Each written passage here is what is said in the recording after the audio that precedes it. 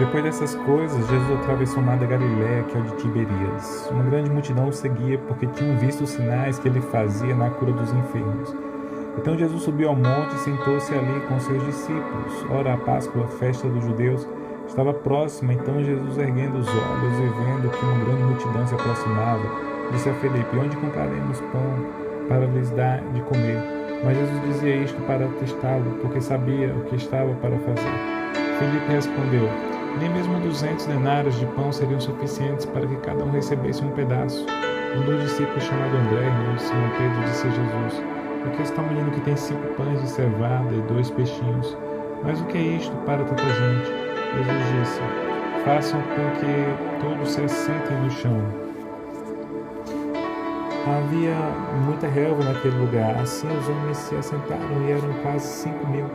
Então Jesus pegou os pães e, tendo dado graças, distribuiu-os entre eles, e também igualmente os peixes, tanto quanto queriam. E quando já estavam satisfeitos, Jesus disse aos seus discípulos: recolham os pedaços que sobraram, para que nada se perca.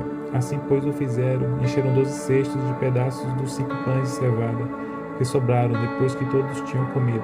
Quando as pessoas viram o sinal que Jesus havia feito, diziam: este é verdadeiramente o profeta que devia vir ao mundo. Jesus ficou sabendo que estavam para vir, com a intenção de fazê-lo rei à força. Então ele se retirou outra vez sozinho para o monte. Ao final do dia, os discípulos de Jesus desceram para o mar e, entrando no barco, passaram para o outro lado, rumo a Cafarnaum. Já estava escuro e Jesus ainda não tinha ido até onde eles estavam. E o mar começava a ficar agitado, porque soprava um vento forte. Os discípulos já tinham navegado uns 5 ou 6 quilômetros, quando viram Jesus andando sobre o mar, aproximando-se do barco, e ficaram com medo. Mas Jesus lhes disse: sou eu, não tenho medo. Então eles o receberam com alegria, e logo o barco chegou ao seu destino.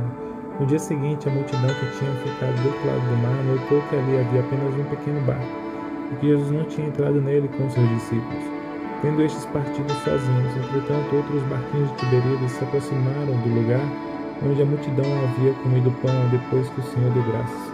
Quando aquela multidão viu que Jesus não estava ali, nem os seus discípulos, entraram nos barcos e partiram para Cafarnaum, à procura de Jesus.